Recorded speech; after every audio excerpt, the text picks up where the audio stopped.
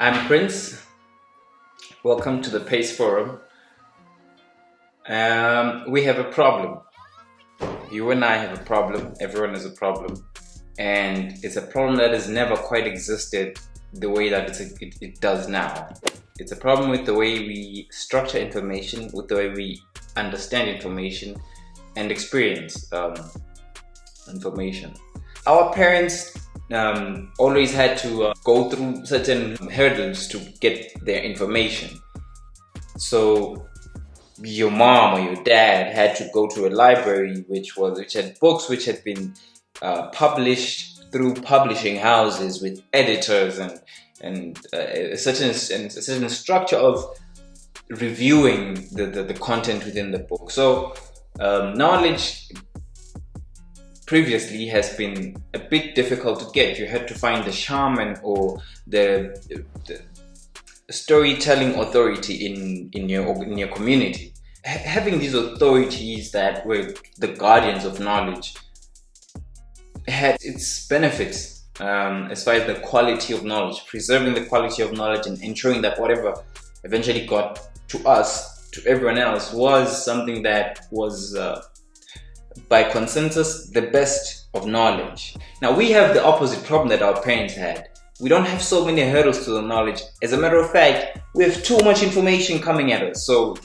we wake up every day and there's tweets from here, information from there, these blogs are publishing that, these newspapers are saying this, scientific journals are saying this, and then the conspiracy theories don't stop every day. They're just producing stuff about, oh, this person did that, the aliens did this, and the cabals are doing that, and the Illuminati, and there's just so much information and it's hard for us to know. So with the problem, I think that if we don't solve it today, we will be very, very, very, very depressed and aimless citizens. Will be an aimless civilization. We will not be able to achieve a better an improvement in the state of human life, so to speak. If we don't solve the problem today, we will just be drowning in fake news and fake reviews and fake research, and it'll be a challenge. We'll be contending with politicians who make outlandish claims that you can't verify in a way that makes sense to you. Now, I believe that a solid means, a coherent and stable means of understanding and organizing knowledge is what we need right now, more than ever. So when we encounter all this information and our friends tell us wild theories, we have a way to navigate it, to classify it and to qualify it in a way that clarifies our hierarchy of knowledge and therefore our values in a way that enables us to make the best decisions for our lives and our families and our communities and our societies and countries and the whole human race, in a way that improves things for us. My proposition is that life is set up in this structure of philosophy, art, code, and enterprise for humans. And the PACE system is the best way we have right now to understand our lives and reality and all this knowledge that we're contending with.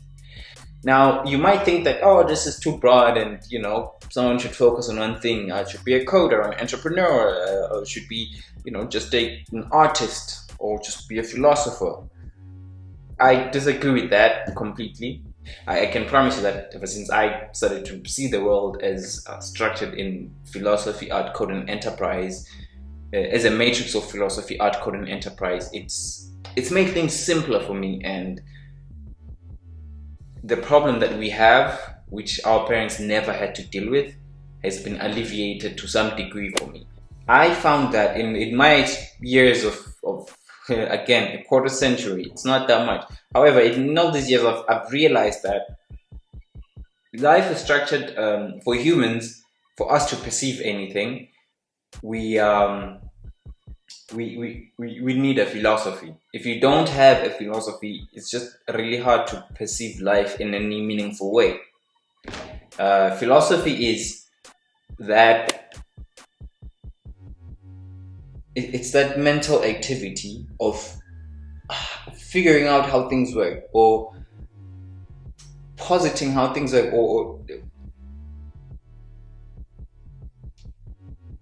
the reason I'm struggling with this is because there's always the unknown and then the known. So philosophy is in fact the activity of mediating between those two, and then setting up a hierarchy of knowledge in terms of how relevant and important it is in us leading the kinds of lives we want to live.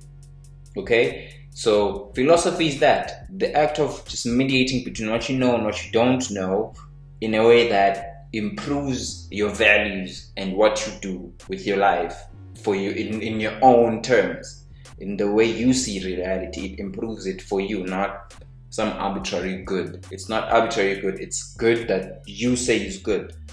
So that's what philosophy is about. As humans, if you have a different philosophy, you perceive life differently from the next person, even if you're looking at the same set of events. Philosophy colors the world you see. Now, art is interesting matter. Art is just interesting matter. So, for example, a table is a piece of art. A painting is a piece of art. So, code is a piece of art. Movies, piece of art, obviously. So, in any case, art is just anything that is interesting, and it is interesting primarily because it kind of sits in this in between what we know and don't know as humans. It evokes our emotions. That's the usually accepted definition of art. It's a piece that evokes our emotions.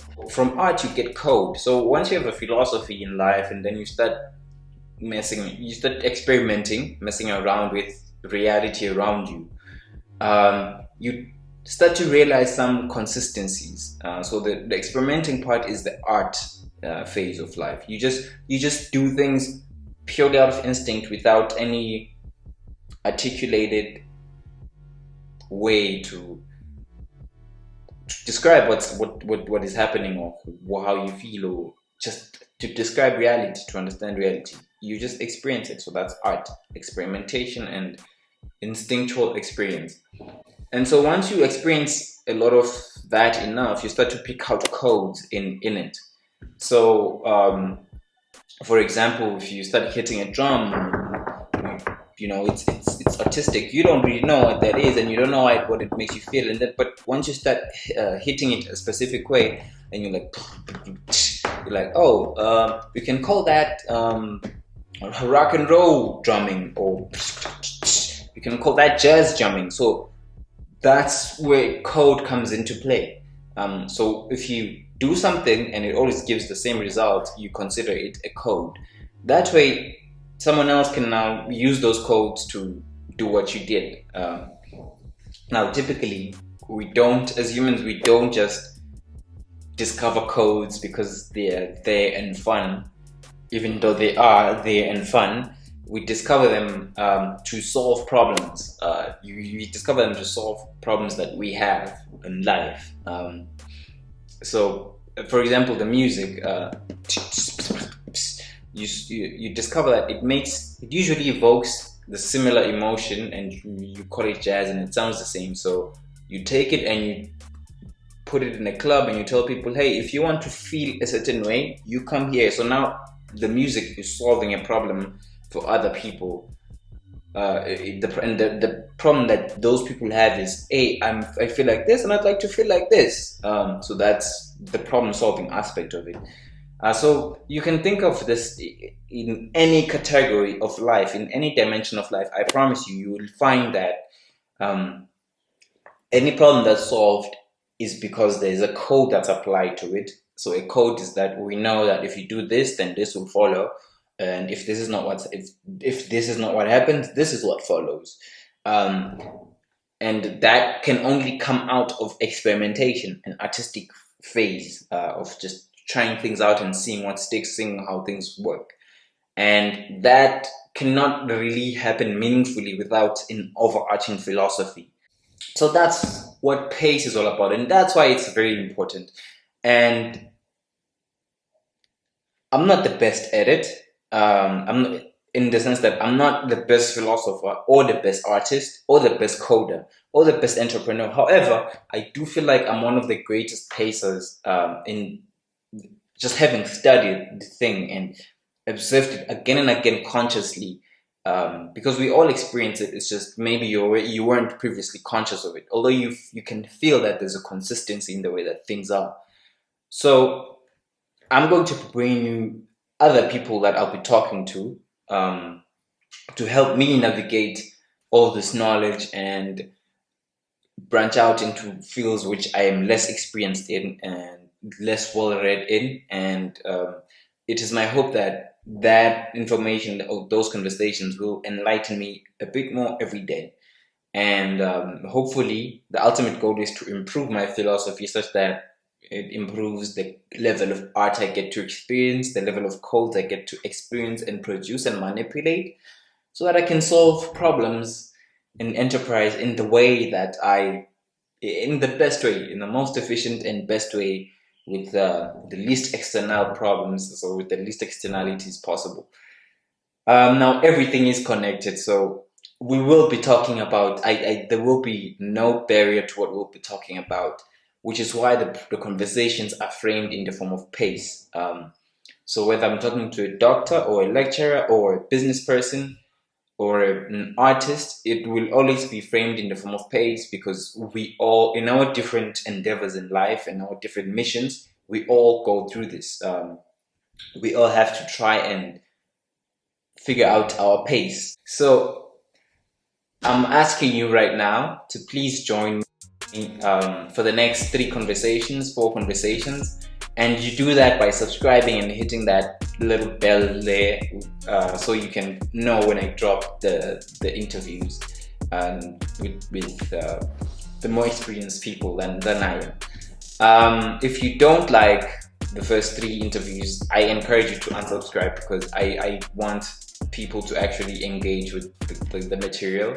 And if the conversation isn't working for you, then I need to know. Because they work for me. I have these conversations every day, and so I figured, why not just get them on film, and maybe other people may benefit, maybe you may benefit. I'm hoping you will benefit, actually. So yeah, subscribe, and I'll be dropping the next conversation, about the first conversation, within a month, and from then it'll probably be 1 conversation per month, because I really want the quality to be the best. I'll be talking to the best people that will talk to me. So that's the best promise I can make you, a video a month. So welcome to PACE. I hope you recognize the problem that you are being bombarded with a lot of information, and you don't even know what information is useful, which information is valuable. I certainly am in that position, and so there are people who have done the work for us. There are people with more experience, and they've done the work, some of the work for us. We can just listen, and if we use the PACE framework of understanding reality, I have faith, as it has happened in my life, that it will become clearer and clearer. If you keep analyzing your own existence in the PACE framework, you will be in a better position. Now, obviously, I don't expect you to be fully understanding this all at once. So that's why we'll be having these conversations with other people. And I have a blog where you can go and see where I've referenced some people that are way smarter than me, way more experienced than me, way more researched than me, who have hinted in their work that this is the right framework for life, the PACE framework. So I'm confident that this is what we should be doing. These are the conversations we should be having about reality in the framework of PACE. So until next time, be good, and peace and love.